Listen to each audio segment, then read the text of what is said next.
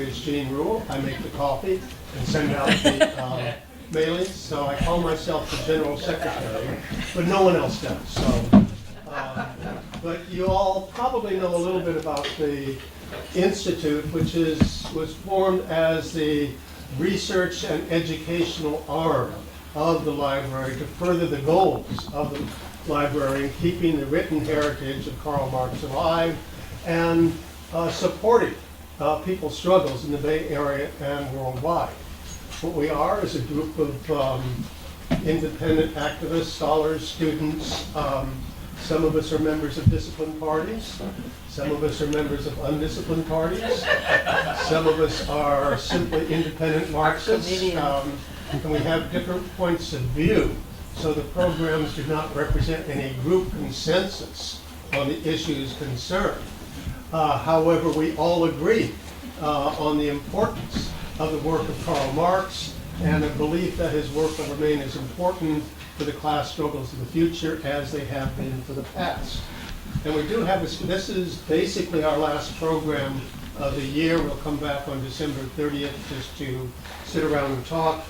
But then we will start January 6th, first Sunday of every month. We've decided to devote that to a careful reading of the first volume of Capital. So then we'll go on to, we have some members of the Chinese Communist Party coming on January 30th to talk about the political movement of the world working class. So provided they get their visas, we can welcome them there. But today's program is excellent, and I know a lot of people have been looking forward to it. We have a good crowd today. It's the rolling catastrophe of the American body politic. So here to tell us more about that is Raj. Oh. I thought you had introduced them. No, I thought you would introduce them. No, you introduced them. All right, now. Well, I can kind of introduce a little bit on the program. I can do that. Okay, I can do that. All right, so. Well, these, I'm sorry, I don't know your name. Laura Wells. Okay. Oh, you got a bad mark. Here you go. Sorry about that. That's terrible. We've been introduced, it's my age. Yeah, I'm I believe that. Memory is what it is. I know Laura Wells is quite a well-known name. So, most of you don't know. So, starting with that, Allan Miller has studied economics formally, and everything that he prepares on his lectures very, very good. And I've known him for a number of years. You guys have known him making presentation. And Laura Wells, everybody knows. So except you. Except me. No, I know her, but I forgot her name. So I should have said I forgot her name. So she's with the Green Party, and then you have Roger Harris, who is with Peace and Freedom Party. Roger Harris has been activist, and he also, as you know, goes to Latin America, has a group organized, he's part of the group from Marin County. So that's about all the introduction that you guys need, right? Because I haven't prepared. And You never know. Sit down and shoot. so I'll just sit down and Okay, can I just let them add one thing, a couple things? Yeah. 1, 2, 3. About 20 minutes. Okay, normally we have our speakers for the first hour or so, and then we break for a fund appeal, and then Q&A, comments, and so forth. We try to make sure that everyone gets a chance to speak on this. And would you prefer people hold their questions until the end?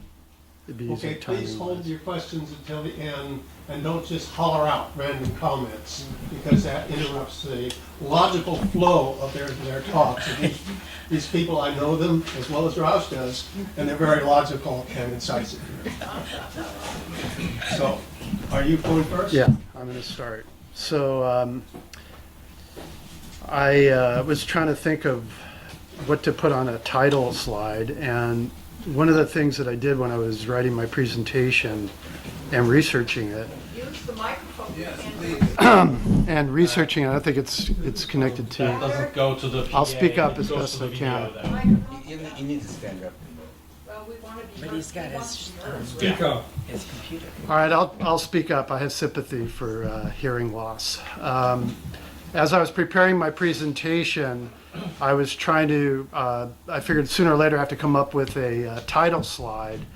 But as I was working, one of the things I did was I put on Marvin Gaye, What's Going On, to really kind of, think about, well, what is going on today? There's a lot of things happening, a lot of things on the news, a lot of politics, a lot of social things.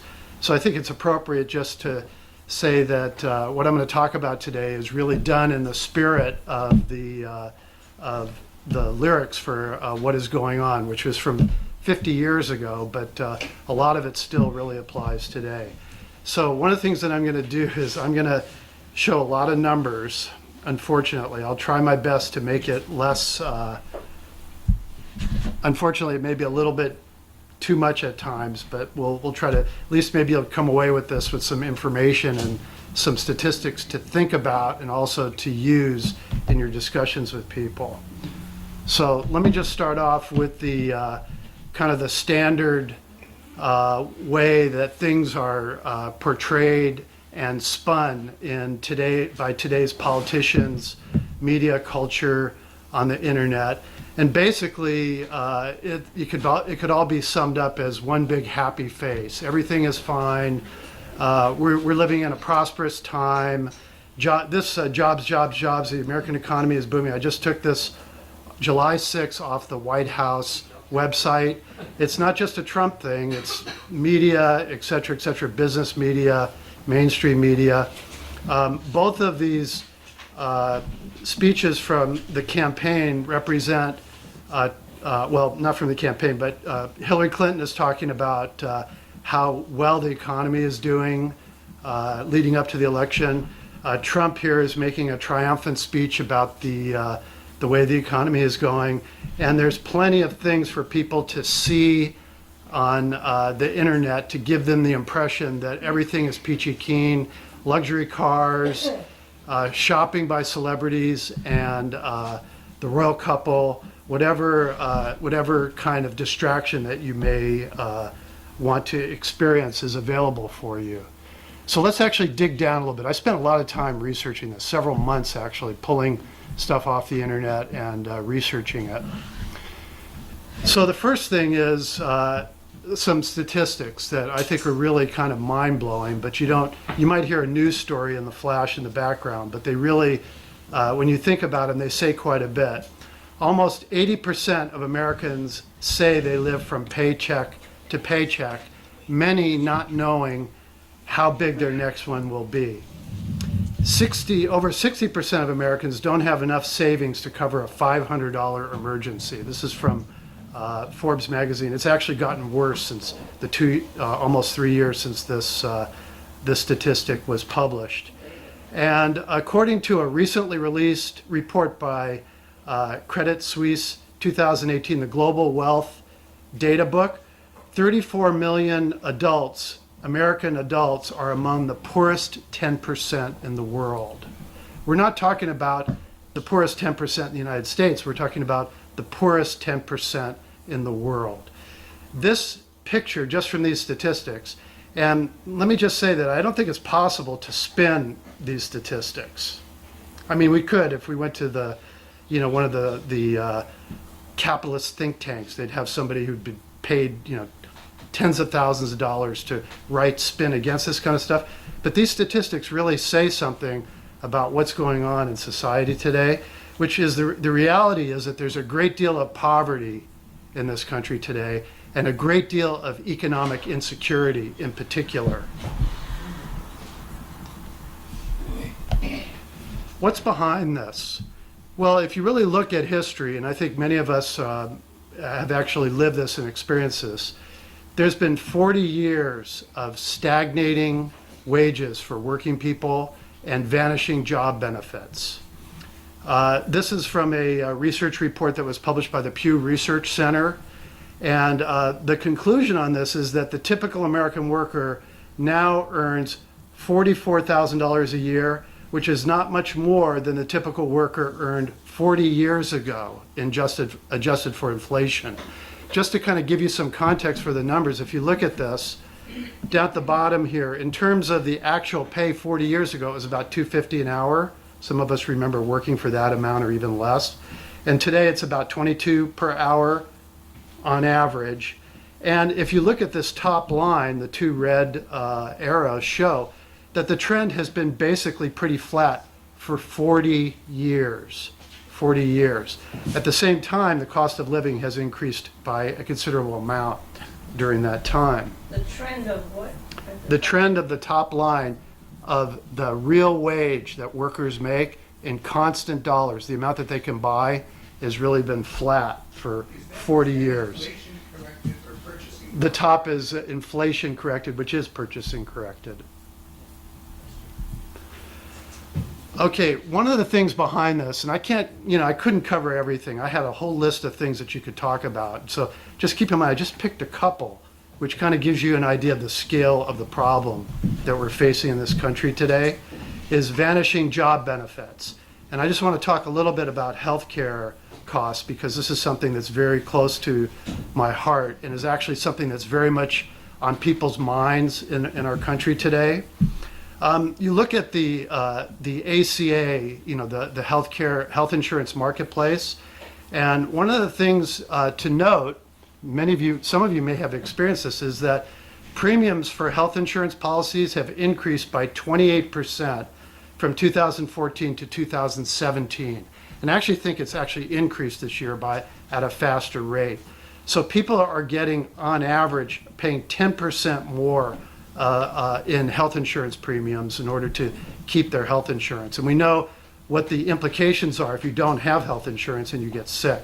It's bankruptcy, which is the number one cause, even with the ACA, the number one cause for bankruptcy in the United States today. Almost 90% of enrollees in ACA exchange plans had deductibles above $1,300 for the year, which is what the IRS considers a high deductible plan. I know before I went on Medicare, my last ACA purchase deductible was $6,000, and it was not a premium plan. That's a pretty typical amount. So that's just an average amount. So that includes all the people with the very high-end plans, $1,300. So $6,000 I think is much more realistic. At the same time, several top insurance companies saw profit margins in the first quarter of 2018 that were the highest in a decade. So here we are, health insecurity, health premiums going through the roof, deductibles increasing, and the health insurance companies are reaping it in. 6 of the largest health insurance companies pay their CEOs over $17 million in 2017. And this chart in the lower right-hand corner shows the increasing amount of premiums per worker's wage per dollar. So it really shows the question of affordability. And it's just premiums are going up, up, and up. So healthcare costs, keep that in mind. That's the first thing. While I was doing research, I stumbled on this story that really, really struck me. This was out of Bloomberg News. It's not sort of a Trump Republican story to attack the Democrats. This is really something that was sort of in the business press to inform, the business elite. This is a story of David Maldonado, who arrived in the U.S. From Mexico as a small child. His father supported his family, working long hours as a mechanic, while his mother raised 10 children. By the time David had a family of his own, his career as a salesman was flourishing. Then in 2012, his wife, Marbielle, discovered that she had breast cancer. And as David said, your world comes down, crumbling down as a result. Marbielle had a double mastectomy paid by their insurance that David obtained through his job, which was a small welding business with fewer than a dozen employees. Not atypical in terms of what people are working for. 2 years into his wife's recovery, David's boss gathered the staff into his office, and he said health insurance offered through the company would soon be discontinued. It had become simply too expensive to provide it. For David, having health insurance was non-negotiable, but the coverage he found to replace the company plan cost $1,375 a month, up from $260 a month he had been paying. Suddenly, the family's health insurance tab was higher than its mortgage. Then, a few weeks before 2016 election, David received a letter from his insurer, Blue Cross Blue Shield of Texas, announcing a 38% increase in premiums for the upcoming year. His monthly premiums would shoot up to almost $1,900. And in the article, it said, David, the son of a Mexican immigrant family, 10 children, said that that was the day he decided to vote for Donald Trump. Okay? Yep. So I think the point I'm trying to make here is when you hear people voting for Trump, put some context on it in terms of what the kinds of things. And this is just people, in this case, this is somebody who's facing a crisis and saying, I don't know what to do, and there's no solution. And this is the kind of thing that motivates people. Second thing I want to talk about is crushing debt. This was from a report from the Federal Reserve Bank of New York from the first quarter of 2018. Total household debt rose for the 15th straight quarter, led by mortgages and student loans. So this is some of the debt that we have that's accumulated in this country. Student loans account for 1.41, it's actually 1.48 now, I just read an updated statistic, $1 trillion in debt. The largest category of debt today, student loans. Auto loans, $1.23 trillion. Credit card debt, $815 billion, almost $1 trillion. Total debt is $13.21 trillion, and this includes mortgage debt as a result. Lots and lots of debt. Let me just say a few words about student debt, $1.4 trillion, the largest category of debt. The average student loan debt for 2017 graduates was almost $40,000. That's the average, right? Plenty above, some below. 44.2 Americans hold student debt, and there's a delinquency rate of above 11%. Many young people who are graduating under these circumstances with today's economy will never recoup the losses that they have experienced over the past so many years under these kind of conditions, paying this amount. And many young people today do not expect that their standard of living will be higher than their parents. When you really think about this statistic really has a lot of significance, because one of the few ways that you can get a well-paying job today, there are no blue-collar jobs like there were in my generation. When you were young, you had the possibility of maybe going to work for GM or Firestone Rubber or something like that, getting a good union job. Today, it's get an education or go to work at Target or Walmart and make basically a minimum wage amount. If you're lucky, you'll get food stamps to supplement your income. Something else I stumbled on that was really astonishing is that student debt is not just for young people, it's for older people. And this is an example of a woman, Elizabeth, who's 72 years old, who still owes $185,000 in educational loans from a mid-career degree program that she took. This is not just one person, not just one antidote for what's going on. According to a government report, student debt for seniors has jumped by 550% over a 10-year period. Seniors now owe more than $18 billion in student debt. And unlike other forms of debt, student debt can't be canceled. I don't know if you guys know that. Mm-hmm. You cannot declare bankruptcy if you're a young person. You cannot leave the country. And to boot, if you're a senior citizen and you have a student debt that you default on, they'll garnish your Social Security payments. Because this money has to go back to the banks. This money has to be paid back. Okay, what's the background for all of this? The 2008 crash and recovery. This was, I'm going to rush through this pretty quickly because I'm running behind. This was the deepest downturn since the Great Depression. I don't need to summarize everything that's gone on, but there were 8 million jobs that were lost through 2009. Now, there's been a lot of talk in the news about the jobs, the booming recovery. Every month you get a business report with 200,000 jobs, 190,000 jobs. Everything is peachy keen, and there are help wanted signs everywhere, but I want people to keep in mind that the amount of jobs that were lost in this recession was the greatest amount since the Great Depression, and it took 6 years for the amount of jobs for the recovery to take place to reach the amount that took place at the time that the recession hit, which is unusually long. And these news reports of tens of thousands and 100,000 and 200,000 job increases are usually what follow in the immediate aftermath of a recession. So as soon as the recession is over and growth starts to happen, you start having that. It took almost 10 years for this sort of job growth to take place, which is actually an indication of some of the underlying problems in the economy. This has been the longest period post-recession, the deepest recession, the longest period post-recession. It's drawn out for a pretty long time, but it's largely run its course just at the time when the mainstream media were bragging about synchronized growth in the world capitalist economy and the economy firing on all cylinders. Stay tuned, folks, for the next year. There's going to be a lot happening. One other thing that's very significant is the nature of the recovery from the crash.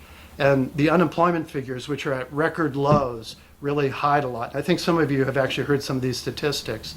Whether you're working or not includes whether you are a part-time worker or not, which can be as little as 1 hour. If you worked 1 hour, you're counted as employed, okay?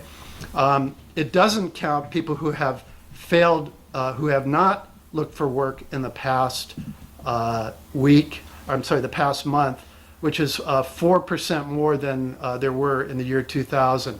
And today we have 41.7 million workers, nearly a third of the labor force, earning less than $12 an hour.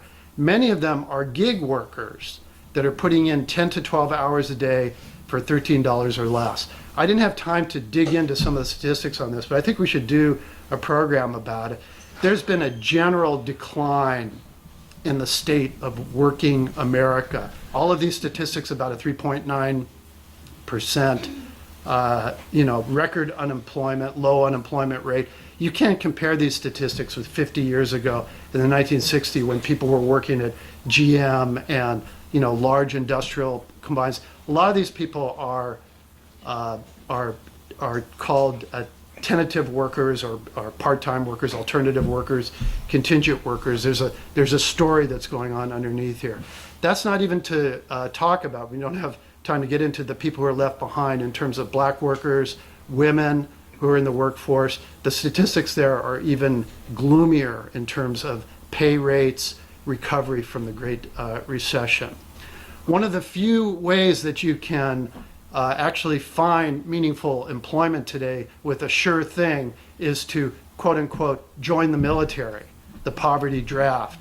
And one of the things I want to comment on is, I'm sure you've all noticed this, the pervasiveness of militarism in our society. You can't watch a baseball game today on TV and not see a commercial for military recruitment or some event at the Coliseum when the Oakland A's are playing that, to honor the military and militarism. And for a lot of young people today in desperate straits, it's really join the military or, you really have no hope for the future. And it's one of the few places in our society today where government and the media say to young people, hey, you can have self-esteem, you can be honored and approved. And it's really a very sad situation, unlike years ago when people could possibly have a job that they could feel some pride in having. Recovery for the affluent, I won't go too much into that. We talked about it 2 years ago, but this has been an unprecedentedly polarized recovery where for the bottom, there's been some push up, but for the top, there's been a tremendous amount of push up. I don't have the statistics up here, but as one of the statistics is that as much as 90% of the income gains during the Obama period when the economy was booming went to the upper 10% of society. So very, very uneven. What is the social and economic impact of the social and political impact of this? Well, I just want to point out a few things. I think other speakers are going to talk a little bit more about this. But one of the things that I really see is this thing about mass shootings that are taking place today. I don't think that it's just a question of gun control. There's so many guns flying around. People, there's something going on. And when you look at these statistics, there were, gosh, I don't even have the number up here, but this was the worst year ever for mass shootings. 200 fatalities, 654 injuries. I went on the internet and I tried to pull up some statistics, and I came up with a 300 and something line database that had a record of each mass shooting that took place in the country, the number of people, where it took place, et cetera, et cetera. I couldn't even put it all on here. In addition to that, another really kind of perverse aspect of this situation are school shootings, which is really a sign of social decay and sickness in our society. That has a lot to do. That there were 23 major school shootings this year, which was one every 8 days on average. If you take a 183-day work week. Let me try to wrap this up real quickly. Opioid epidemic. A lot of stuff on this. Really incredible. 11.4 million people abusing opioid drugs. It's an indicator of what's going on. There's something I just wanted to call to your attention. If you haven't seen this PBS documentary called Oxiana about the opioid epidemic in West Virginia in the coal mining country. And this is a small town. It's about a small town called Oceana, and they've renamed it Oxiana because this is a town that was devastated by the shutdown in the coal industry. And it just shows that the town is just in a state of social disintegration that's unimaginable. They interviewed a doctor in the emergency room of the hospital, and he said that 50% of the babies that were up in the incubators in the hospital were opioid addicted. And just the amount of devastation that took place. And these are what some people call the privileged white working class workers. This is a real a shocking story, and it's being repeated throughout this country. There's some news on it because it's so big, but we don't really get the full impact of it. What can we say about this? Okay. Well, right now, things are really at an early stage in terms of what's going on, but I think it's really important to keep in mind that no society can endure this type of social pressure, social pessimism, decay, without something at some point erupting. I think it's just a matter of fact. Right now we're at a pretty early stage of what's going on, and I would say just wait a year or so when the economy turns down under the Trump administration, all of these tax breaks that have been given to the rich. The order of the day is going to be austerity, austerity, austerity, balance the budget. And let me tell you something, it's not just the Republicans, it's the Republicans and the Democrats that are going to be pushing this. And this state, this contingent state that people are in today, they're going to get pushed down even further. There are some signs of fighting back. I just want to note them. Things like Ferguson, the Women's Watch, the San Francisco hotel workers that bucked the hotel industry in San Francisco. I think the teacher strike in West Virginia and Pennsylvania were really important things to look at. And of course, the yellow vests, there's something that's taking place in France, which granted has a history of social protest, but I think that we should really keep in mind that these are the kinds of things that may be happening and to get ready for them. So let me just wrap it up for the end. My view on this is the capitalist political parties and the government does not have a solution to these problems. Meaningful reform in 21st century capitalism is dead. Capitalism, modern capitalism, and we're not talking about starting today, we're talking about for 40 years equals austerity. Something like a Green New Deal is a terrific fighting program, and we should be mobilizing for it. But let me just say that a New Deal of the type that we experienced in the 30s and even the Great Societies in the 60s is not something that is characteristic of a moribund capitalism like we have today. And the thing that I want to put forward is a view in the wilderness, something that you don't hear, but the idea that what we need is a socialist economy, an economy where things are not done for the sake of profit, where we have production for need, and this is the only realistic path for the solution. That's it.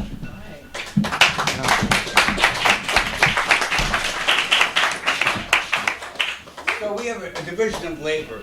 Alan's part was the happy part. So, Why am I so sad? what have things come to when arch racist Jeff Sessions and deep state spooks are canonized as by self-identified liberals and leftists as bullets against fascism? When all mainstream opposition parties are reduced to a single issue, and that single issue is Trump. Trump. That's the only issue that you hear. When midterm elections ignored deepening economic impoverishment at home, endless wars abroad, and climate calamity, let alone the tax break for the super rich. Instead of focusing on the threat posed by, and take your pick, immigrant workers or Russia. Those are the two issues. For the first time ever, the Gallup poll revealed that Democratic voters, and not just young millennials, but Democratic voters as a whole, favor socialism over capitalism. Think about that. And this is for good reason. What we learned from the Occupy movement is that the system is not broken, it's fixed.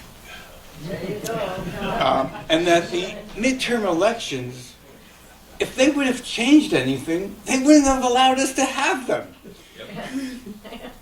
The American body politic is in deep malaise with the current administration.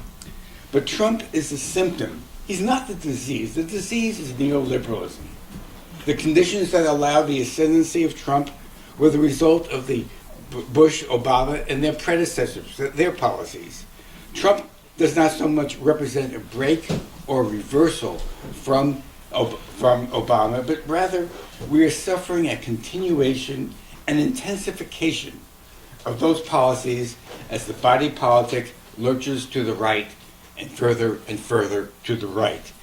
So I have 12 reasons why it's time to break with the two corporate parties and make an alternative. First, despite all the divisive pyrotechnics on the surface, the two corporate parties tacitly collaborate with each other. When the smoke clears, the class unity of the duopoly on the bedrock issues is revealed. Both parties support U.S. militarism and empire abroad, while both look for opportunities to betray the electorate on such issues as what they call social entitlements, like entitlement being Social Security or even a living wage.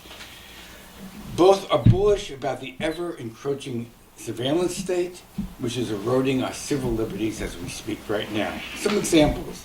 Bush's Secretary of Education, Arnie Duncan, prefigured Trump's Secretary, Betsy DeVos, on charter schools and the privatization of education. Another example. If Trump ever gets to build his border wall, he'll find out that 702 miles of that border wall was already put up by Bush and Obama. When peace candidate Barack became President Obama, he continued Bush's war in Iraq and Afghanistan. He retained his predecessor's Secretary of Defense, and he even added a few surges of his own and a few additional wars. Now, Trump, in turn, has inherited Obama's wars and has made some embellishments on them himself. Trump did not pioneer the immigration policy that separated children from their parents. Rather, he expanded Obama's previous practice. Ever the overachiever, Obama earned the epithet deporter-in-chief for a practice that he inherited from his predecessors. The Republicans deny global warming while the Democrats say, well, we have global warming, but we're not going to do anything about it. Amazing statistic is that you've probably heard of the movement to keep it in the ground about oil. Under Mr. Obama, U.S. oil production nearly doubled, the most of any president in history. The U.S. oil production actually decreased under the oil man Bush. Finally, Trump's billion-dollar plus plan to modernize the U.S. nuclear weapons by making them more usable, he inherited that from Obama. So what I'm saying is that continuity is the overarching paradigm characterizing the relationship between those two parties. Second point, the upwelling of resistance to Trump by the American electorate is genuine and more than deserved. I mean, he's terrible. But the official resistance, mediated by the Democratic Party and its handlers, is focused on Trump, and mainly on Trump the person and not Trump the policies. Democrats in Congress voted nearly 2-1 to increase, not cut, Trump's military budget. Nothing quite so obscene as that military budget. They voted 2-1 to increase it, more than Trump had asked for. The resistance is really becoming the assistance. 3, the Democratic Party is consistently to the far right of its constituents, and I think we all have that personal biography there. Nearly 75% of all Democrats support single-payer health care, yet President Obama and the congressional Democrats, they didn't even allow single-payer to get before Congress. It was taken off the table. It never got onto the floor of the Congress. 4, Democrats, in a kind of perverse way, have paved the way for Trump. And probably many of you are familiar with Thomas Frank. He wrote that book, What's the Matter with Texas? Kansas. Texas, too. Yeah. We all know. And he said the Democrats' failure to address working class issues fueled right-wing populism. There's that duality. The Democratic Leadership Council, the DCL, has long been pushing the party to forget blue-collar voters and concentrate instead on the affluent. The larger interests that the DLC wants desperately to court are the corporations. So the DLC is no longer active. It's defunct because it has, in effect, become the Democratic Party. It's taken over the Democratic Party. The Democrats continue to marginalize progressive politics, promoting the neoliberal transformation of our society. 5, Russiagate. Now, lost in the fog of Russiagate is what WikiLeaks actually revealed, was that the DNC and the Clintonites had tried to promote Trump in the Republican primaries. You should remember that it was not just the Republicans. They probably didn't want him, but the Clintonites did want him to become the candidate. And they rigged the Democratic primaries against the most popular Democratic contender, which was Bernie Sanders. At the end of the day, the Democratic Party is probably more loyal to its funders than it is to its rank-and-file voters. They would rather lose a presidential election than let somebody like Bernie Sanders become president who raises the issue of income inequality, the things that Allan was talking about. 6, the Democratic Party doesn't represent us in this room. Thomas Frank, again, in a follow-up book called Listen Liberal, points out that Republicans are not to blame for the Democratic Party's failure over the last few decades to do anything really meaningful about income inequality. Rather, he argues that the Democrats are a class party in the most basic sense of the phrase, and that the socioeconomic group whose interests they represent most enthusiastically, the satisfied and prosperous professional class, simply doesn't care much about income inequality, the things that Allan was talking about.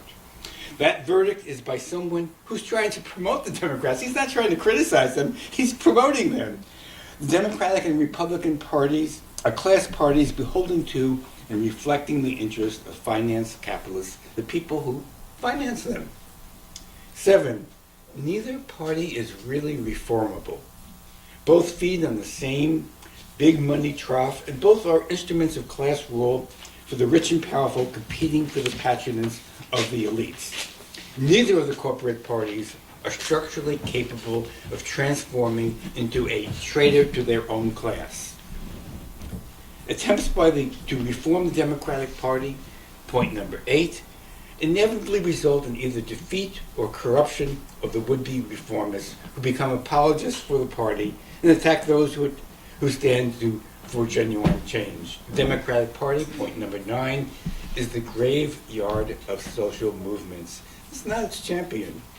The major advances of U.S. social movements, the abolition of slavery, the 8-hour workday, women's suffrage, all those things, they came from third-party initiatives, not the reigning duopoly of their time.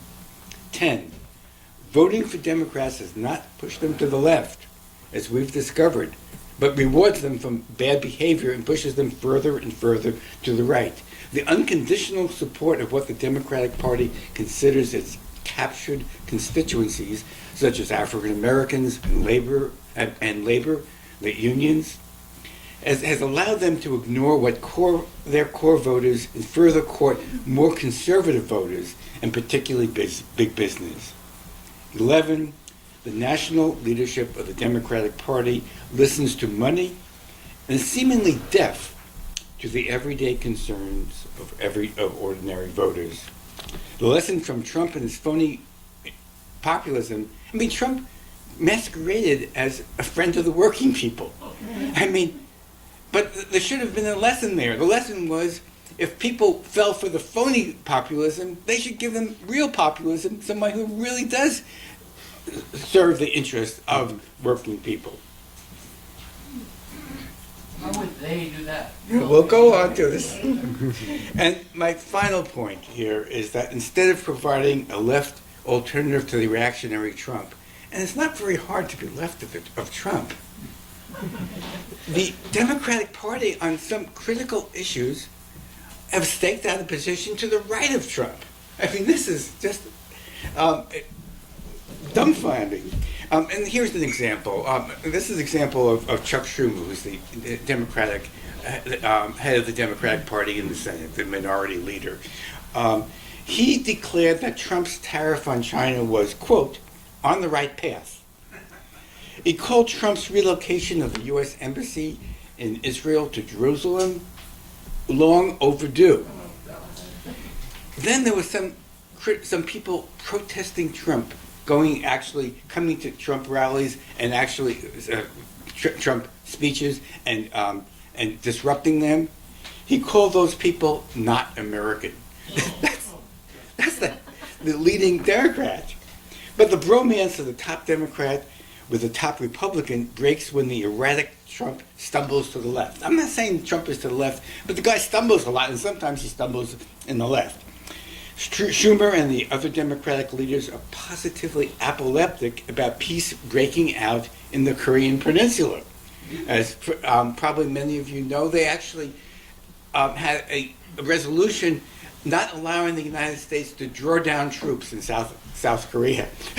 That's the Democrats. They're worried about peace breaking out.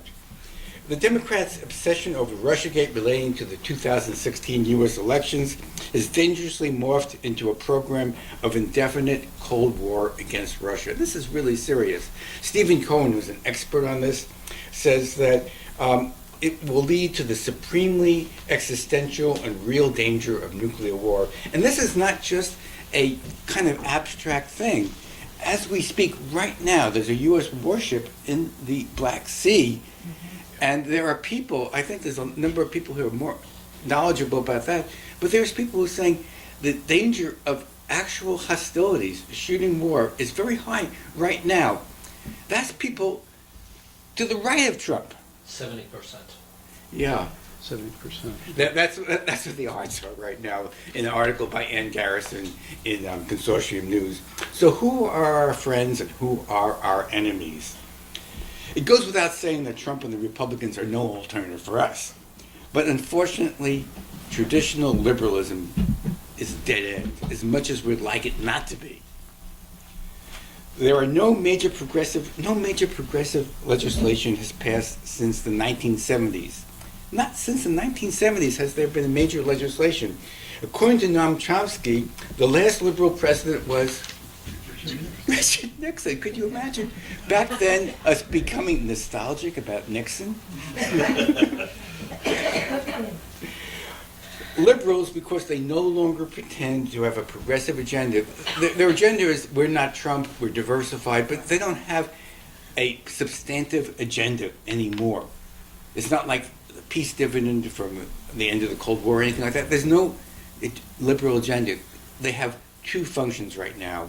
One function is to legitimize the right, like the liberals legitimizing Mrs. Clinton, and the other one is they attack people like us who talk about an alternative.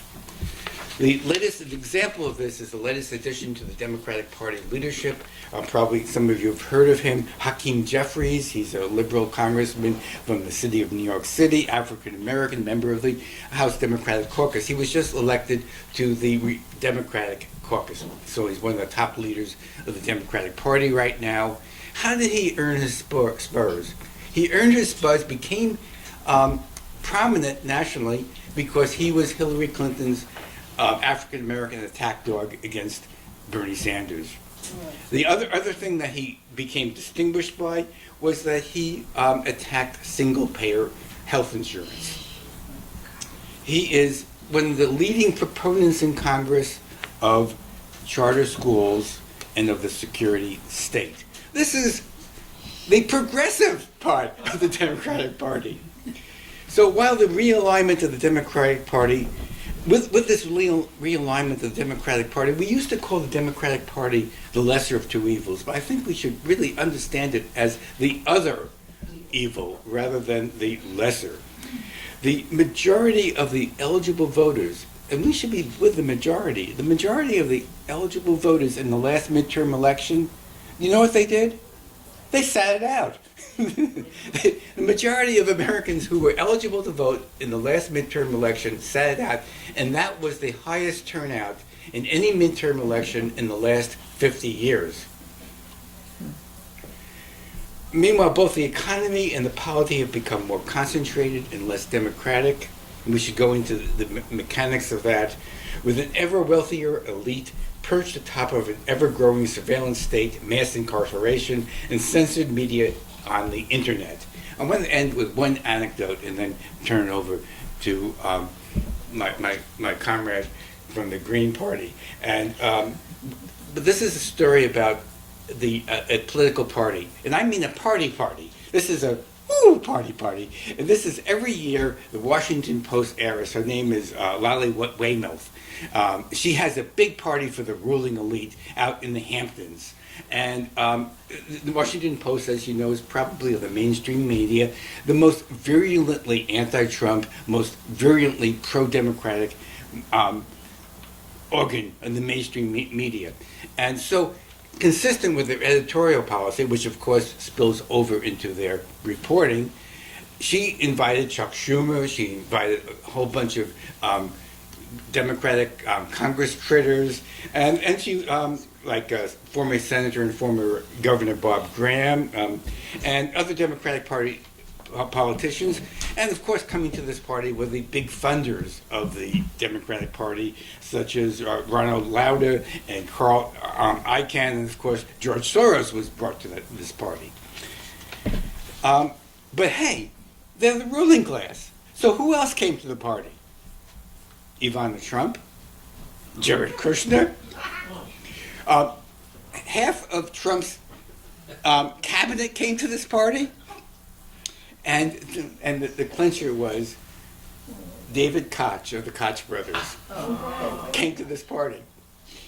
Now, Maureen Callahan, and I'll just end with this quote said about this party, and then I'll turn this over to Laura. She's a columnist for the New York Post. And she said, quote, "Why this party is the latest reminder that for all the bruising rhetoric, the constant polls showing a deeply divided America, and the most polarizing presidency in history, the battle isn't red versus blue, right versus left. It's about the 1% versus the rest of us. They laugh as we take their political theater for real."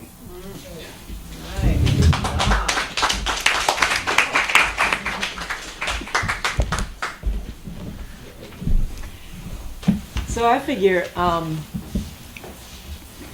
my job is hope. Wish me luck. 40 years ago, as Allan was saying, do you know what happened in California in 1978? Prop 13. Yeah. People want to blame Reagan for the tax revolt and for for really concentrating wealth in the, for really starting the concentration of wealth and the inequality. But it was California in 1978 that passed Prop 13. And what had happened at that time was, do you know who was governor? Jerry Brown. And how many years had he already been governor? 3. And people, actually, I did a bunch of reading on Prop 13 because I've been railing against the third rail for a long time. And people did know who voted for that at that time. They did know that it was flawed.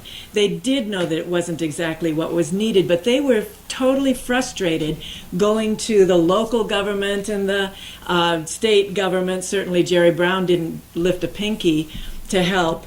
The very real problem of people's property tax going so high that they were, couldn't pay it. It was higher than their mortgages and things like that. So flattening the property tax, they didn't care if Disneyland and Chevron got it too. They just wanted it. They needed it themselves, actually. And so that was 40 years ago in 1978.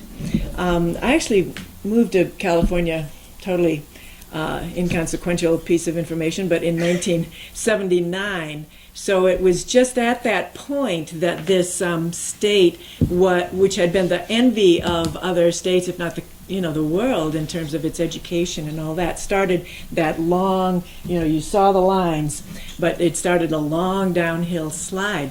So one of the things of hope is that in 2020, there already is qualified for the ballot an initiative to reform Prop 13.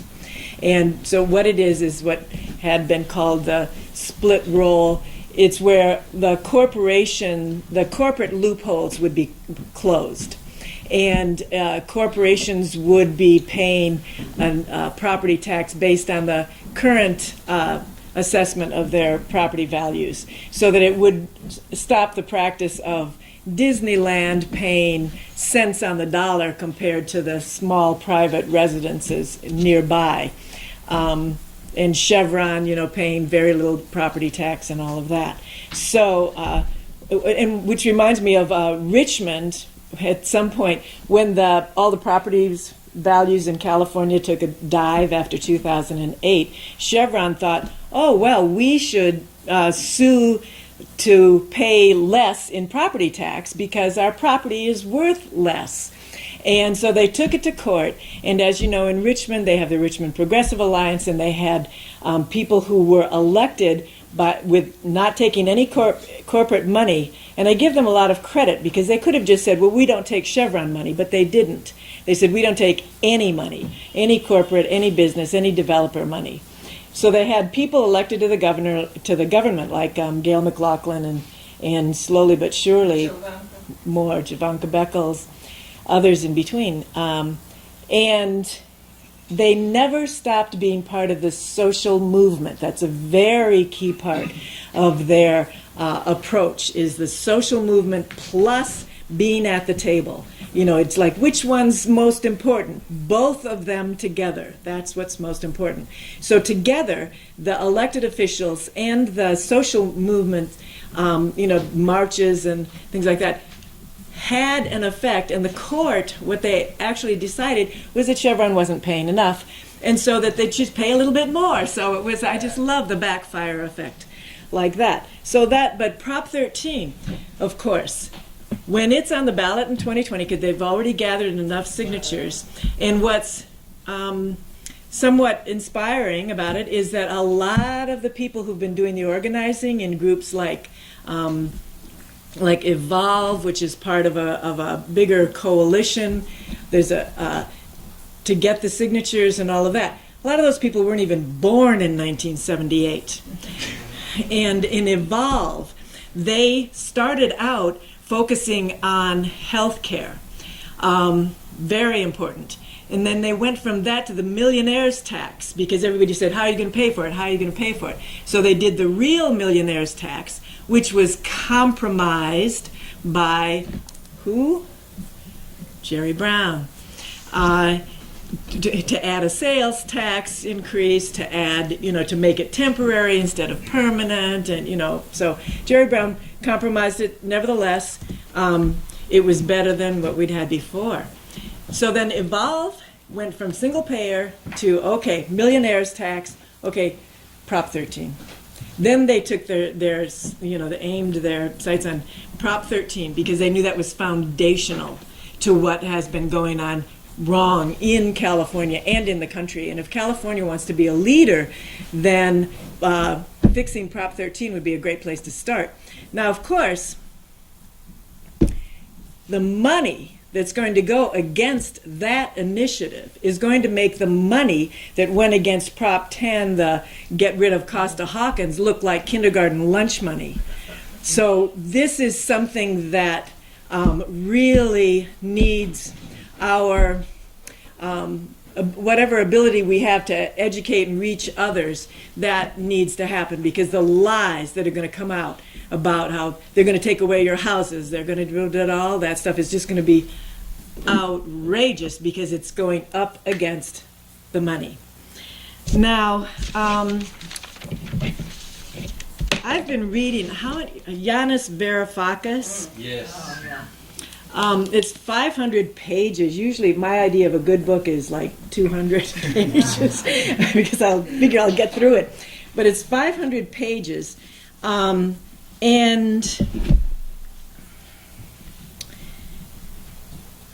it's amazing to me that he can keep going.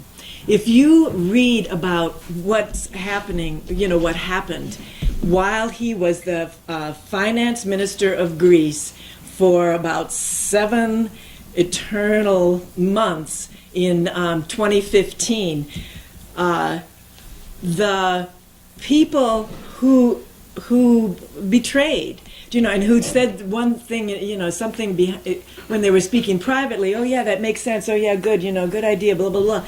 And then in public, the exact opposite. It's like, how does he keep going? And I think that's the question that we all face, actually, is how do we keep going? But it's an inspiration that Yanis Varoufakis does keep going. And one of the things that he's working on is DM25, which is Democracy in Europe movement. And it's democracy, really.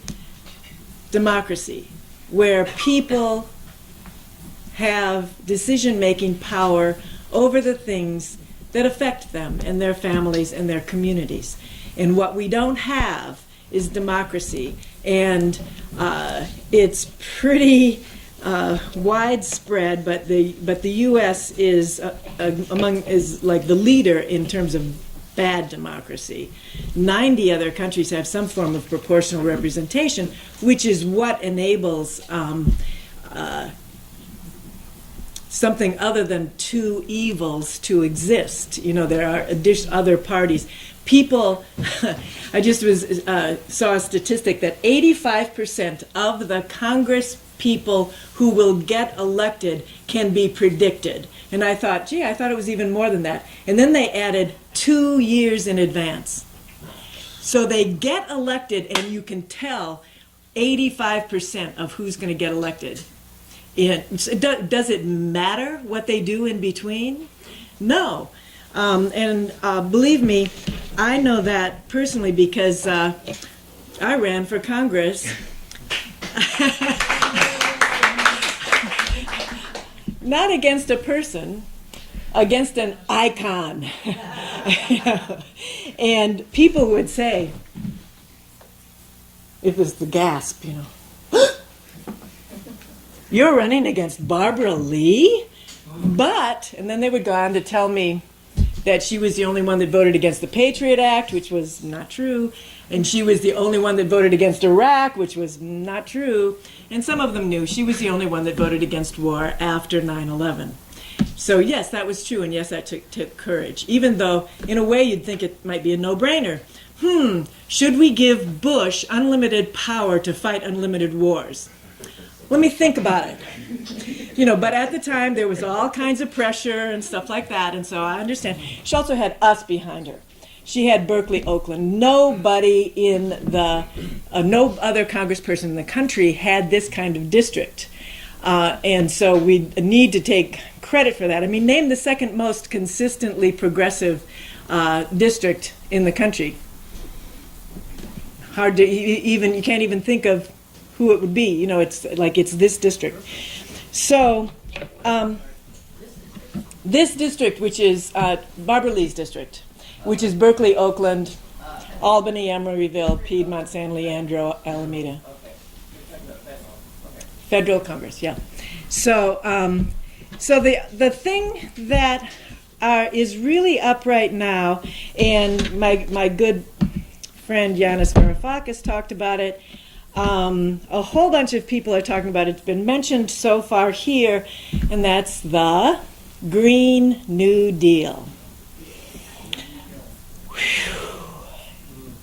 So, believe it or not, within the Green Party we have lots of different opinions of how to deal with that. And so, while I'm wishing that the way that we could deal with it is in a straightforward way of talking about the problem, of course what people start doing is slinging arrows at each other, because obviously that's easier, I guess. I don't know. But the Green New Deal is something that's been around for a while. Somebody who talked about it more than probably anybody else talked about it was Jill Stein, the Green Party candidate for president in 2012 and 2016. And so it's being proposed now by AOC. She's already got initials, Alexandria Ocasio-Cortez. And the impulses within the Green Party run, you can probably imagine, but it's like, we got to tell them that we thought of it first, that it's ours, that they've got to associate that with the Green Party. It's got to be Green Party, Green New Deal, Green Party, Green. And people say, well, that's probably not the way to go. So this is in the dialogue about what we do as a press release. So what the National came up with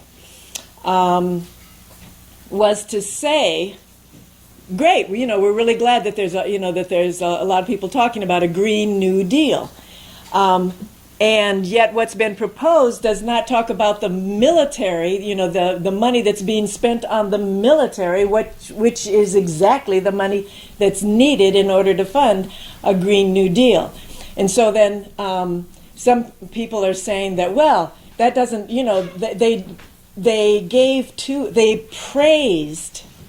Yeah, in the press release, there was praise given to these people who were talking about the Green New Deal, and we shouldn't praise them because they're Democrats, and there's a list of at least, how many did you come up with, Roger, today? And probably, 12. Yeah, and he cut it down from about 55, I'm sure, reasons why you should never trust the Democratic Party to do anything.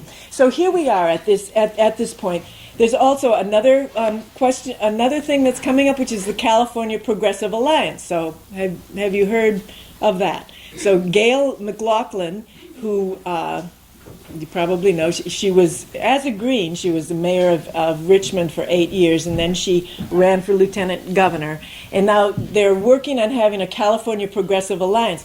Now we have the same kind of conundrum about what do we do with that. No corporate money, no developer money. Yes, that's important. But how does that work with when the people who are running, like Alexandria Ocasio-Cortez and a bunch of these other freshman Congress people, how does it work to be a no corporate money champion when the arena that you're in is oozing with corporate money? And ready to chop down everything that you're trying to do, even if you're possibly legitimately trying to do, which I think they are. Some are. So the question is, what do we do about that?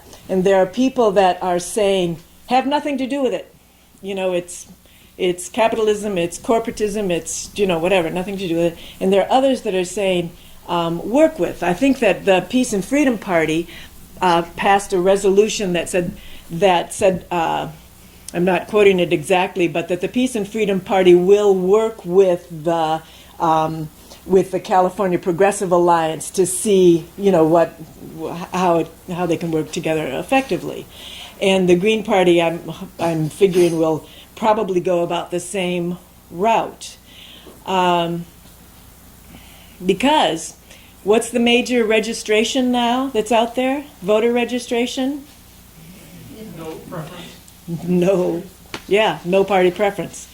And they keep changing the name of it. I don't know why, but it's NPP, no party preference. And it's in some of my most cynical moments, I was thinking that maybe it's not such a. People say, well, it's not good to be just no party preference because that it's not an organized group. And I go, well, if it's not an organized group, it's hard to have factions. Maybe that's a good idea.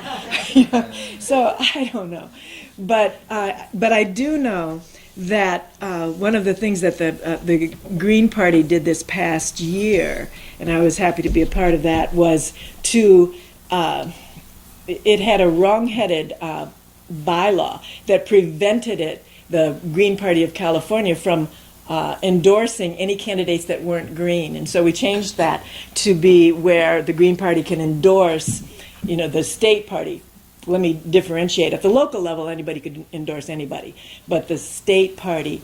So that what we can endorse now is anybody who doesn't take corporate developer business money and who is not part of a party that takes corporate money. So that means peace and freedom, that means people who are no party preference, and that means, of course, other Greens as well as whatever other parties. So the last thing I think I'll wrap this up with, since I was talking about democracy, is that I ran for Barbara Lee for her.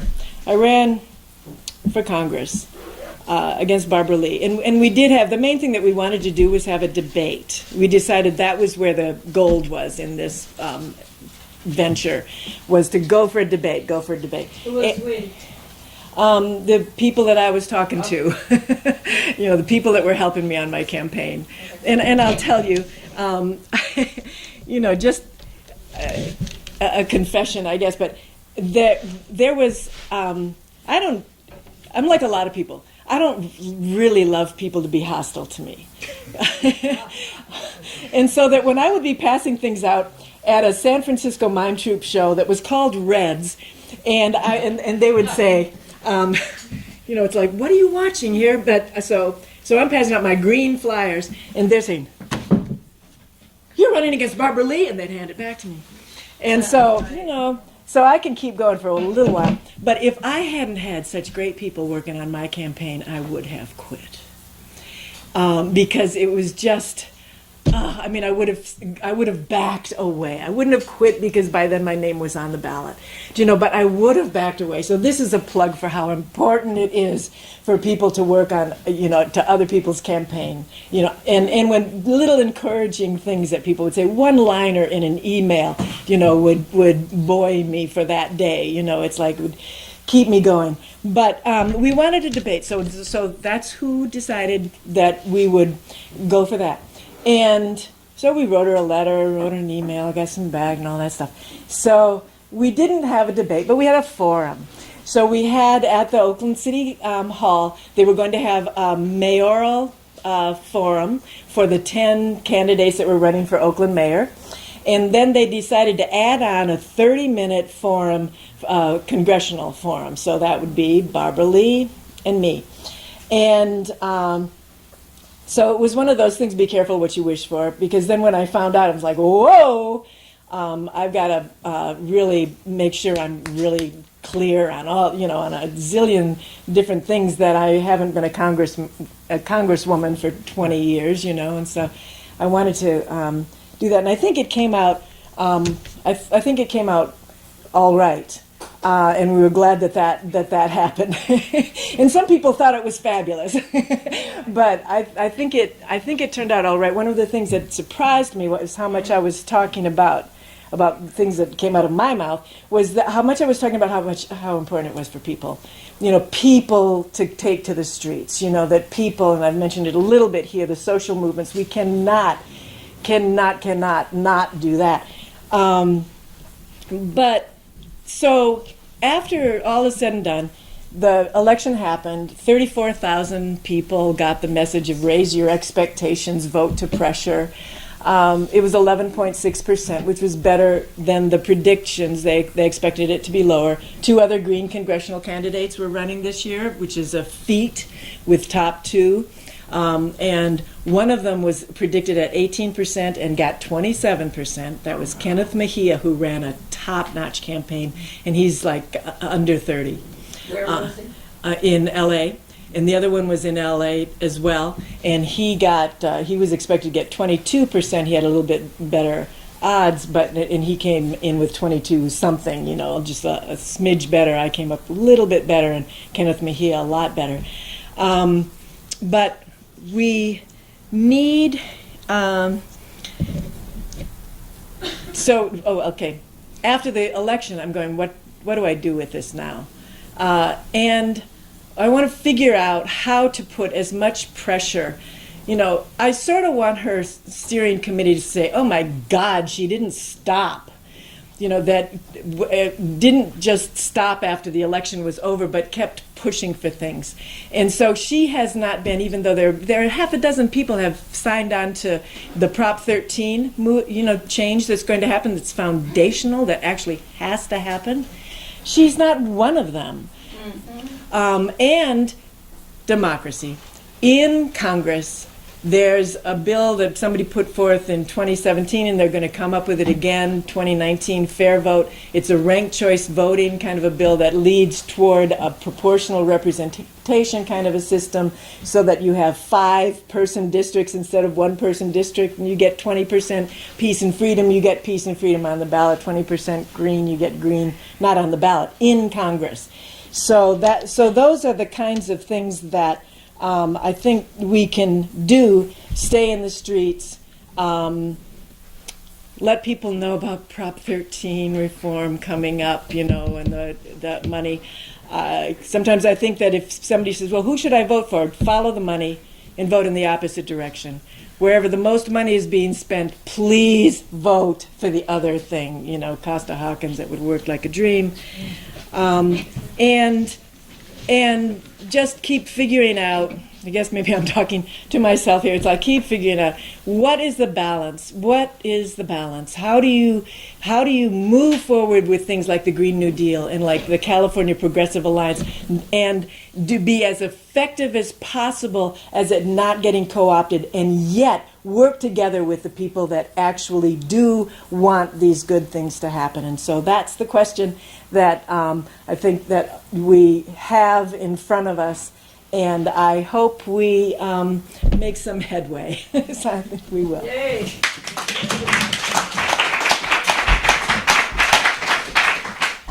Okay, well, thank you very much. Chairs over And here. we're going to move on to Q&A. But before we do, please read. Period now. We have actually less than 35 minutes. So please keep your comments brief and largely ask questions to the panels. If you have to make a small point comment, go ahead and do it. But keep it under 2 minutes. So will somebody time it 2 minutes so that it rings? I can do that. Can you do that? Okay. All right. So the method we'll follow, we'll start with the front and then walk our way back. Okay? Gene. Okay, well, thank you very much. This is very good. I appreciate all these comments. And we know if we're looking at this system, we have to call it what it is. It's an imperialist system. And I'm funny, I like to read Stalin. And Stalin is a person who has foundations of Leninism. And one of the things he remarks I think people miss a lot is that he says Leninism is Marxism in the era of imperialism and socialist revolution. And usually when we think about Leninism, we think about imperialism, we think about that a lot, but we forget about that second aspect.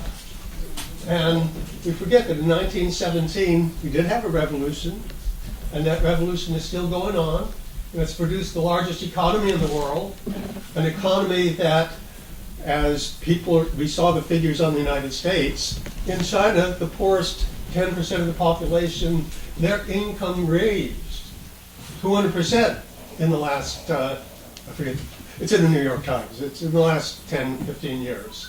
And also they lifted 800 million people out of poverty.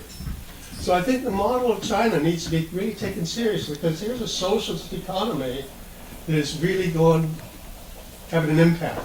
So I just want to throw that out for your contemplation.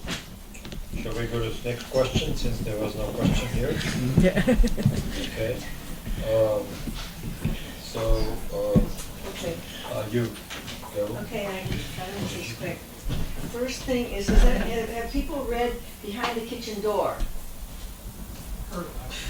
It's really, really important. The minimum wage in the United States is for people who get a tip is $2.38 an hour. I think that's it. I might be wrong. And there are millions of women and men working as waitresses and stuff. That's what they're getting. So it's way lower than people think. And a lot of times they don't get any money because sometimes they don't get any tips. And they have to pay whatever they got to taxes. Some get nothing. And they're also giving kitchen help, the $2.38, which have no tip. People from Mexico, people that are ICE could deport. So there are millions of people getting absolutely nothing, basically. That's the first thing. Second thing is drugs. Do people all know that 90% of the opioids come from Afghanistan fields guarded by our troops? We make sure that opioid stuff flows, and I never hear that on TV. You have a question? I don't have a question, I just have a couple of comments. People gotta know about people don't know about Yemen, that they have ballistic missiles that they have shot 190 into Riyadh and surrounding areas in Saudi Arabia. People don't know that. They think they're just poor people all dying. No, they're fighting back, and that's why you hear them on the news so much now. They're scared. They don't like it. Okay, that's another thing. Another thing is Congress has to sign up on the side of Israel. They have to. According to Cynthia McKinney, if you don't sign up, you're out the next time. That's why everybody's like, oh, Israel. They got to. It's sick. It's very, very sick. I'm sorry, would you clarify that? Sign up?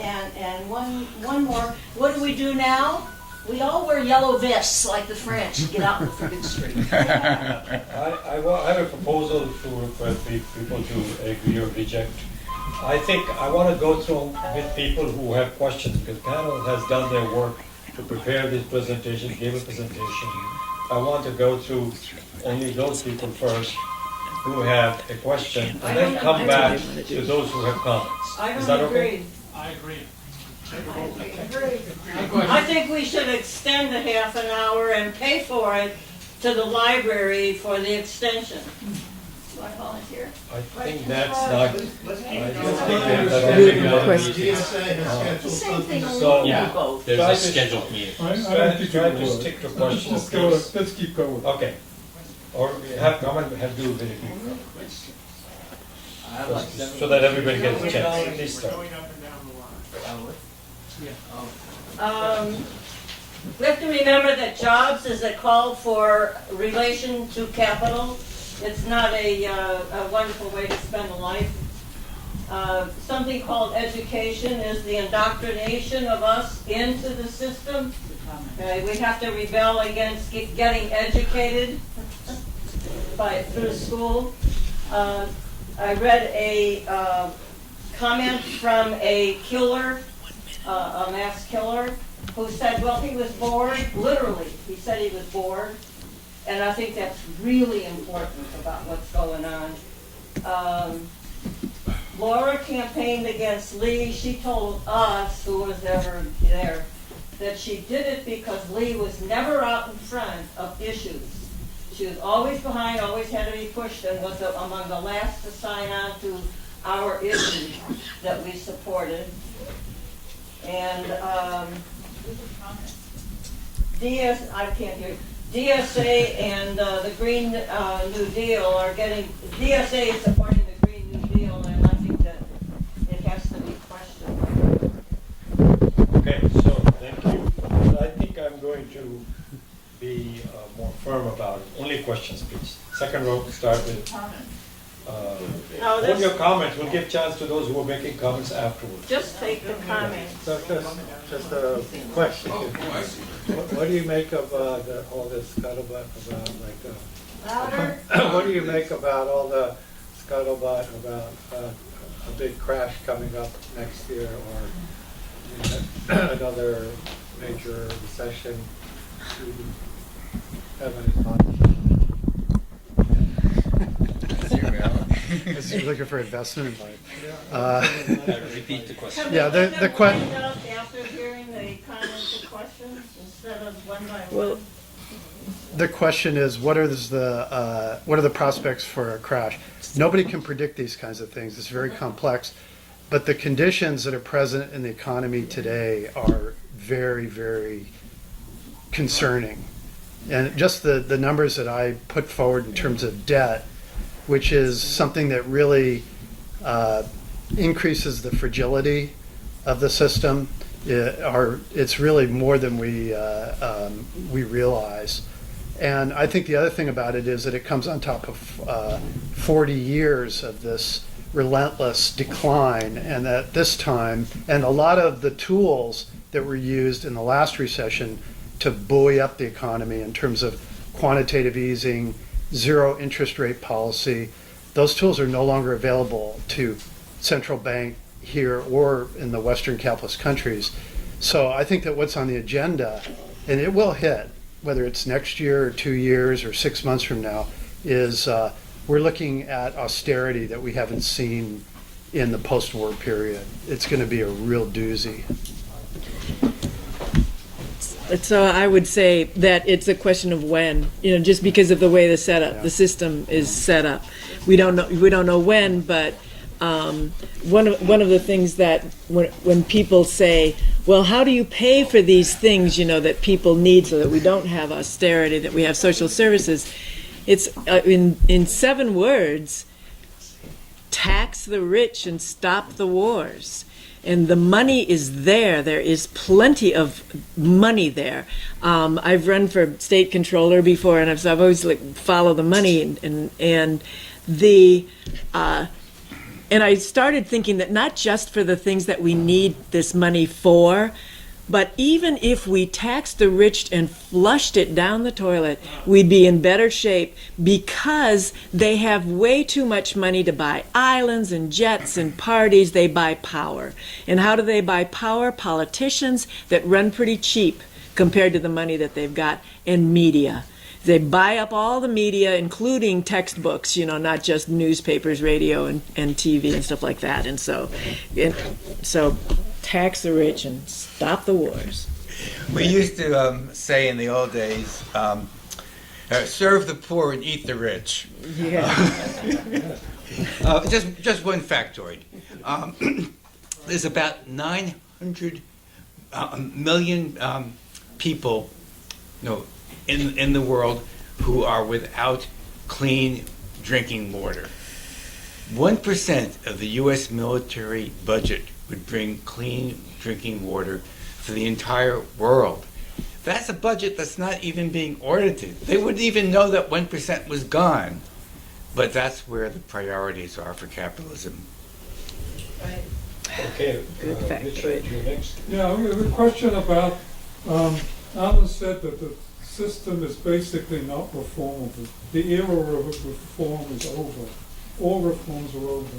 It doesn't seem to me the implications of that are reflected in these progressive campaigns, even in the Green Party campaign against Barbara Lee and the other ones. The only person who sort of represented that in a way in the elections campaigns is Trump, who sort of expresses his contempt for the whole political system. How come the so-called progressives, or self-styled progressives, don't really tap into that? And politically, nobody supported Trump when he was for normalization with relations with Russia. Nobody attacked Barbara Lee for voting for war with Russia, basically. So that's a question. Several questions that I have. We don't need to stop for Yeah, each well, person. let's answer the questions. A couple of things I would say about that. My task here was to talk a little bit about the economic conditions, but I also took a lot of liberty because I didn't have to focus as much on political to kind of maybe look a little further in terms of what's going on, and maybe even in some ways a little bit more deeply.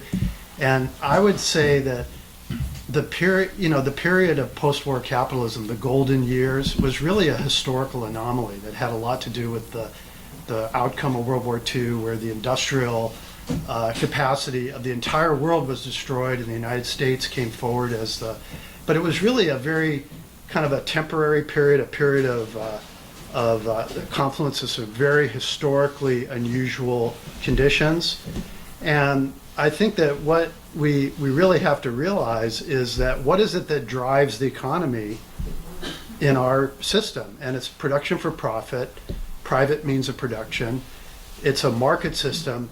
It has, for over 200 years, shown itself to drive itself towards interruption and instability. And I think that that's the historical period that we're in right now. It's kind of interesting for us, for older people, we've lived in this post-war prosperity, and we've sort of gotten used to the idea that, well, everything's going to go on the way it's been forever. And I think the point that I would make is that there's a certain amount of unraveling that's taking place today, and that we really need to we have to really look forward to say, okay, what are we going to be running into here, and what sort of solutions are realistic to problems? I know that it sounds far-fetched, but very realistic in terms of socialism.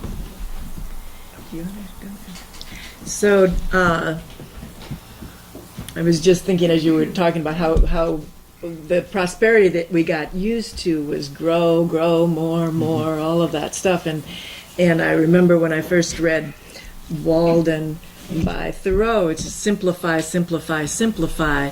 And there are a whole lot of things that would make us a whole lot happier, that are a whole lot simpler. And we're going to get a good chance to test whether or not that's true. But there are, you know, people getting together, socializing. There's art, there's music, all of those things that they, you know, the super rich have very deliberately tried to take out of our schools and things like that, because it's what makes us human. It's very environmental, ecological, economical, and all of that stuff. But when you're running for office, it's really, I think everybody needs hope. I actually think it sounds like a silly word even to say in a serious political discussion. But the fact is, I think it's a human nutrient, you know, one of the basic nutrients. And all, to me, it means is that there are things that we can do that will lead us toward the world we want, that will help to create that world we want. And there are things that we can do that go in the other direction. And not to put too much pressure on ourselves, but virtually everything we do is either going toward the world we want or the world that we don't want. But one of the ways that people and people out there who don't study this stuff the way that we do are more desirous of hope. And so if as a candidate you say, "Oh my God, it's all hopeless, vote for me," it doesn't work, you know. And because you do want people to be able to you know, just to vote like you know, the majority. In our democracy, if it's a democracy, the majority is saying, no, this sucks. There's nothing, no good, nothing. And so I feel the need to point out where there are areas that we can move into, you know, some areas of hope. Okay, questions, well, I take her suggestion. We'll take 4 questions, please. No, I think it's too hard for us to do that. Okay, all right. Make notes. So But let's go with questions only. You have a question, ma'am? No. You have a question? Okay, try. That's right. What is a real vote in today's America if our votes for representatives are only for people and not policy?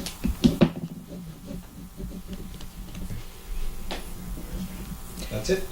No.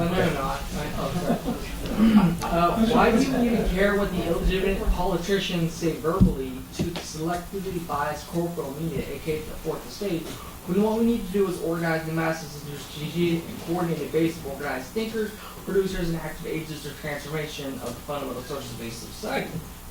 There, little rhetorical theoretical. Sounds like a comment. And who specifically are the so-called liberals you speak of that continue to legitimize the rights? I always figured there's more to liberal America than the so-called Democratic Party and their representatives. Okay, let's stop there because otherwise others won't get it. What's your working definition of fascism? And further explain, contextualize, and qualify the claim that if the elections had changed anything, they would not let us vote. And what is ICESS's assessment and critique about the private property relations of the dominant culture and the objective social relations between us all under capitalism and imperialism? And how many socioeconomic classes exist in today's economic society? I think there's a precariat, a working class, a bourgeois, a capitalist class, a revolutionary class, and peasants. But I mean, that's just me. You have to repeat the question. You have to answer it. I think Laura should answer it. Oh yeah, right. You should answer the one about the liberals. Who are the liberals? Yeah, who are the liberals? You made a note. You made Yeah. that's who's Roger knows who the liberals are. There you go. This is, so, everybody's different. And we all have different, that's such an obvious statement, but we all have, to me, different gifts, and we all have different wounds. And sometimes our wounds that we've had, you know, from childhood and through our lives are the reason are a pathway to our understanding of what needs to happen. But when you put those two things together, the gifts that we have and the wounds, people are going to choose different paths and different things that they want to focus on, and during the course of our lives, different things come upon our path. I never, as a young person, wanted to run for office, but it came up. I joined the Green Party when it became ballot qualified in 1992. Suddenly, 10 years later, I'm running for state controller. But the point is that not everybody's going to do the same thing. We cannot say, okay, everybody take to the streets. Okay, everybody run for office. Or okay, everybody don't run for office or don't take to the streets, because I don't think that makes sense. That's not going to happen. So what I think that we can do is support people in doing what it is that they do because of who they are toward a better world, and stop stopping them. Over. So I would say, who are the liberals? I'm very impressed by Laura's both a practical experience and by your message to us. And I think this hope is very, very important. That we really need hope in times like this, but we don't want to have false hopes. Right. And that's the other side of that coin. So the liberals, and that includes people like myself, who sometimes we just hope that someone else is some Messiah is gonna help us out. And we have to have a learning curve that every time everybody was so hoped out with Mr. Obama. Remember that? And then they were so disappointed. Now, so at some point, you have to suspend being hopeful about false messiahs and go for a real change. And I don't know what a real change is, how that's going to come about, but I do know what I believe is the first step. And the first step is to be independent of the two corporate parties. It could be the Greens, it could be the Peace and Freedom, it could be none of the above. But not to sort of think that those people have the same interests as we do and that they will solve our problems. Okay. Allan, you have anything? I'm just going to make one real quick statement that kind of pertains to what the panel was saying. You know, one of the things that hasn't come out, but there's a real political crisis in this country today. And, you know, if you really look at it, the infighting that's taking place between the two parties, Trump may end up getting indicted, the relentless pressure from the news media. And I think a large part of what's behind it is that they have no solution. The Democratic Party, the Republican Party has no solution except for austerity. The Democratic Party has no solution except for austerity and programs that sort of go about it a little bit, differently. And this is a very ripe, fertile ground for us to be doing political organizing. And I just think people need to keep that in mind. It's kind of unprecedented, I think. I'm curious what other people think in our lifetimes to see the kind of the degeneration of politics that's taking place today. And it's an opportunity for us. So I suggest, Troy, if you have other questions, maybe after the thing, some of the panelists are here, you can come and discuss with them. So I'll go next to you. Okay. My question is, I too have brought up the idea of the military and the budget, the outrageous budget, as a solution to put money toward things that we all know that are humanitarian or things we want to support to improve the world. But I've seen it happen in one of my own constituencies, talking about climate change. And if you bring that up, they just are all quiet and sort of, huh? Possibility. So, how can we help people put that into a reality? It's sort of like, how do we help people get the idea of healthcare for all as a reality?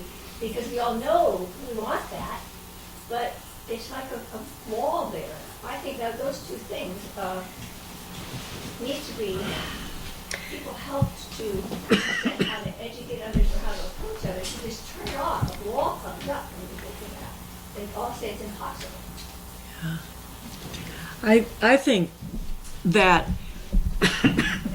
the best bet would be to tie together climate change and military, because even if we do, and it's very important for us to do all the things that we can do as individuals and as a collective of individuals, but even if we stopped using oil, the military runs on oil. And so they do wars for oil because they run on oil. But people say, well, what can we do about climate change? It's like work for peace. Oppose the military budgets, oppose all the military votes. When there's a gathering, when there's a rally or a march or something for peace, join that. It's like, I really think that that's one way. I mean, you might say, well, solve climate change and stop the wars, which is more unconfrontable. But we've had a history of war, anti-war movements and things like that. So I just think that that's one thing we can say. Yes, we need to do things individually, but yes, we need to stop the military that's helping nobody with anything. Ecology, economy, life. Okay, so the next, is there any other comments? No, okay. The person behind Troy, you have a question? No? Go ahead. Are we on questions still? Questions still? Hey, this might seem a trivial point, but I always, when I go to an answer demo, I see signs that say, money for jobs, not for war. And I've heard sort of related points expressed by our panelists, which your presentations were great, by the way. And the thing that gets me is that it's a good rhetorical device, but it gives a false impression. I mean, when the banks were bailed out, they just created whatever, 13 to 20 billion or trillion, whatever it was, for the banks just by writing it down on a computer. And it's sort of, in modern money theory, people have a related critique, which is, you can just create money and spend it. And so I've always understood that the reason that they're not spending money on the things we want is because keeping people poor and desperate is really part of the way they hold power and wage class work. And I'm wondering if we should work on changing our slogans and how to reflect this truth. Do you have an idea, a suggestion? I don't have a catchy phrase. Just that the idea of giving people the idea that because they're waging wars overseas, etc., that's why we can't have healthcare, etc. I can comment. Well, I would just very briefly comment about that, and I think some of the other panelists will have more profound ideas. But one example of what you said was single-payer healthcare. From what we read, would be good for capitalism. It would make we spend more money as a society on healthcare than any advanced country. It would make our products more competitive internationally. It would lower the costs of production for the big corporations. Why don't we have single-payer healthcare? Because they want us to be in a precarious situation. They don't want us to be comfortable. And that is exactly the point I think that you're bringing up. Okay. The one thing, you're running against an icon, Barbara Lee. I love Barbara Lee. Barbara Lee speaks for me, all that stuff. Was that we started saying, raise your expectations. Just raise your expectations. Just point out that we're the wealthiest, over and over again, wealthiest country the world has ever known, and we have the worst healthcare system of all the wealthy industrialized countries, and we have our education system should be called an ignoration system, because that's what they're trying to do. Just raise your expectations. Just that, and when people say, oh, Obama gave us health care, the worst health care of the wealthy industrialized countries. Raise your expectations. I don't know. Okay, just so I know, I'm not misunderstood. I'm an old friend of Jill Stein's. The first time she ran for governor, she asked me to run with her. I couldn't. And I worked for many years with the Green Party in Massachusetts. I moved here. I gave up because, and I think this has something to do with what he says, I don't think that the Green Party is able to speak to the average person. It's a little too nice. I can't imagine most Green candidates saying, actually even saying some of the stuff that Bernie Sanders said. I can't imagine. I don't feel the class anger. I feel it's nice and sweet and rational. You're not going to connect with it. And even I saw the movie recently. I haven't seen it again. The old Sean Penn movie about Huey Long. Sean Penn was Huey Long, and he's out there barnstorming, literally barnstorming. He's next to a barn, and he's talking about the wealthy, and he yells, "Look!" He says, "Give me a hammer." He points to the barn and says, "I'll nail him up." He yells, "Nail him up," and the crowd shouts, "Nail him up." I don't hear that in the Green Party. I hear, let's make some more rules, let's be nice. A revolution is not, as the man said, not a tea party. Neither is profound social change.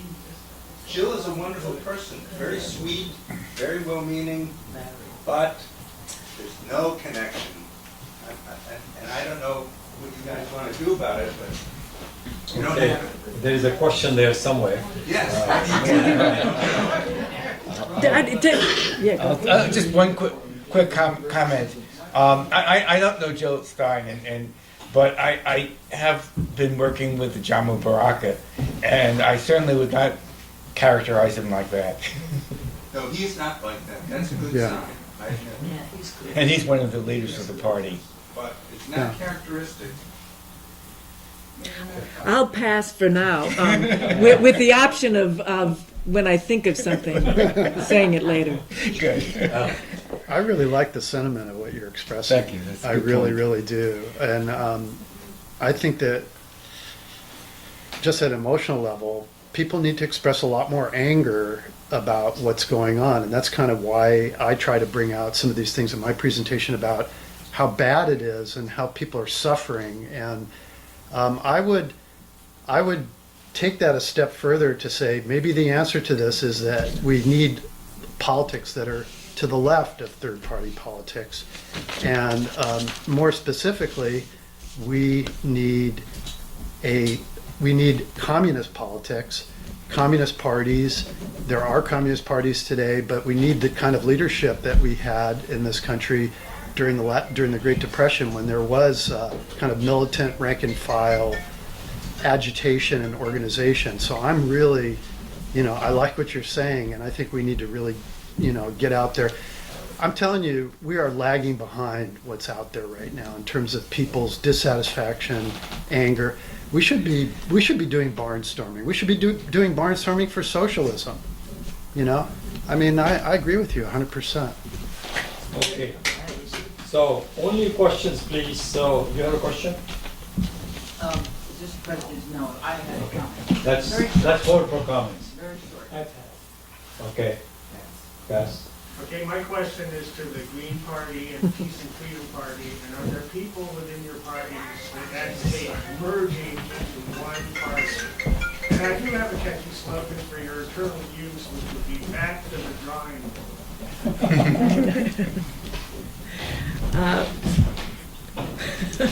So this is Peace and Freedom and Green Party speaking. We speak for all of them, of course. No, but there are differences, within the Green Party about what to do. But I said earlier that we got out of our wrong-headed idea to only endorse Greens, and now we're endorsing Peace and Freedom and stuff like that. And we do work together in a lot of things. As to whether or not there are people that say, I know you didn't say this, but they say, why don't all the third parties get together? You'd have a lot more people. It's like American Independent Party, the party started by George Wallace, the libertarians who believe that you shouldn't tax any, corporation. I know you didn't. But given the system that we've got, which is outrageously anti anything but those two big parties, I'm not sure how much it would be a difficult achievement to do, and if anything, we're working toward it rather than away from it, so that's good, but I'm not sure how much a couple of percents put together would increase either of our party's power. Yeah, so Luke, the question that you raised is a question that is discussed a lot. So a few things on that. The two parties are very friendly. I can't tell you how enthusiastic we were about Laura's candidacy. I mean, we were just gung-ho about it. And we strongly support Greens when there is not a Peace and Freedom Party person. In other words, we support them when we're not running in the same race. And we see a tremendous amount of similarity between the parties. There are some advantages of keeping the Peace and Freedom Party. For one thing, we are explicitly socialist and feminist, so that if you are a voter and you want to say, as a protest vote, I want to vote for a explicitly socialist feminist alternative, then that's an opportunity. The Green Party and the Peace and Freedom Party are both multi-tendency parties. So within them, there's a number of different points of view. But when you compare the two parties, there are some differences. I think that's actually a healthy anarchist approach to the left, because we haven't worked out what the answers are. So I think it's a good thing that there are different alternatives out there. And finally, I would agree with Laura's point, is that the task is not to unite all these little groupings on the left. The task is to unite with the masses of workers, as the gentleman talked about, Joe Stein. That's our task. Okay. Alan, you have something to add? Okay. You. No questions? Okay, Charlie, go ahead. Yes, since it's been recognized that the United States, this is a question mainly for Roger, since the United States is structurally, at the federal level, a two-party system, and since there are tremendous barriers to the only solution, which was pointed out, we're going to do it within the system, is proportional representation. And since in Europe they've had proportional representation and that has never achieved socialism, when are we going to confront this question of reform versus revolution and stop peddling reform as something that is still possible in the system? So who recently wrote State Revolution? My question, not sure. So the way the Peace and Freedom Party looks at that is that the struggle has to involve both reform and revolution. If we ignore the reform, which is where most Americans are, then we really have lost the battle. And there are stuff like this Prop 13, which is an important reform that can be achieved popularly, and it also shows people, if we do succeed, that they do have power. The Peace and Freedom Party looks at it as itself as the electoral wing of the socialist movement. Now, that made a lot more sense in the early days when the Black Panthers were very active in the party and stuff like that. Because right now, out there on the streets, there isn't a very large socialist movement. But there is a position within the revolutionary movement to have electoral politics. Both Lenin and Marx were very, very clear that a working people's party is part of the revolutionary struggle. So that, I think that explains the Peace and Freedom Party's view on that. Okay, you have a question? Yeah, you have a question? On the back. Yes. Oh, okay, because you passed it, so I'm gonna go to him first and then I'll come back to you. Okay. I think the phrase body politic is interesting and apt, so it's a health analogy. It's been said in healthcare that it's not so much a coherent health system as it is a disease management system.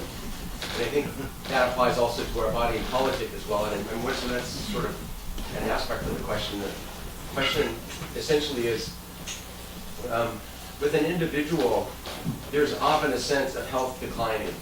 The knees sore from arthritis, we have organs and systems failing, you're walking down the street, you fall. There's some degree of self-awareness of that. So what is it about the body politic that seems to be less self-aware in that way and not able to, not even necessarily self-diagnose, but at least know that something is urgently wrong and there's a trip to the ER would be a good next move. Okay, so we're going to take only one more question that's yours, but let's go ahead because we have passed the time, so maybe that question would come while you're thinking about that. Basically, I hear everybody talking from the top down, from the Green Party, we're a grassroots group, and I'd like to hear about how we can think about getting the millennials more educated to come out and join us. So these two questions, now that's it. Then we have to stop because we're out So millennials, after they got a PhD in the workings of the Democratic Party in 2016 in the summertime, a number of millennials came into the Green Party, and among them were Kenneth Mejia, the young man that I spoke about in Los Angeles that got 27% instead of the predicted 18. And Rodolfo was the other person who ran for Congress. And I'm a perennial, obviously not a millennial, but I figure I brought that diversity.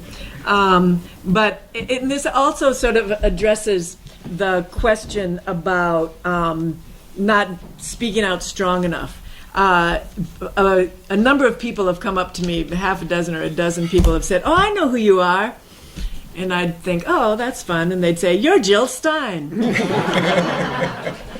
It keeps happening. And so we both have this trait that in my last talk, where I think I was a little bit less muted because I had just had an appendectomy like 3 days before, but I gave a talk, and it was the day after Bernie Sanders came to town for Barbara Lee, so I was somewhat pissed off. But so at my speech, I said, well, I usually tend to be a little understated, but, and here's what I have to say. It's hard because you're sort of damned if you do and you're damned if you don't. It's the same kind of thing as pointing out all the problems. You want to point out all the problems. We need to educate people with all the problems, but we can't just leave them lying on the floor after, hearing that. And so some of us we're trained to be women. And we were trained to be more understated and not as, battle-oriented. And some were trained to be men, and were trained to be more, like Jamu or Peter Camejo, who was, by the way, a super rich person, and behaved that way in a lot of ways too. So I wish I could answer that question in a way that was satisfying to me, but I can't. It's just that we're weekly, we're doing the best we can. And Jill Stein made a lot of headway into the news. She was on Democracy Now!, she was Larry King, she was this, she made a lot of headway in terms of getting into the media, which I give her a lot of credit for, and got Green parties to be activated in states around the country, which is very hard. I mean, that the Democrats and Republicans are automatically on the ballot, and the Greens have to fight for ballot access in all of these states, before, the starting gun. So it's tough. About the millennials, that's the last question about the millennials. Okay. What about the first question? It was Right. So also that one. So I kind of sense that the time is running out. It's gone. And so let me just make just one comment. I really regret that we didn't have a chance to have comments because I for one, and I think the other panelists too, would very much have liked to have heard the comments, but that was a necessity because of the time. But I will stay around and please come up and speak to us because I want to hear, and I think the others do as well, what you have to say. Yes. Right. I want to say that somebody giving me a note. There is a person here by name Troy who spoke with many questions. He's looking for some help. He's trying to keep his apartment, and he's sitting over there. So if you can help him out, please do. Okay, thank you.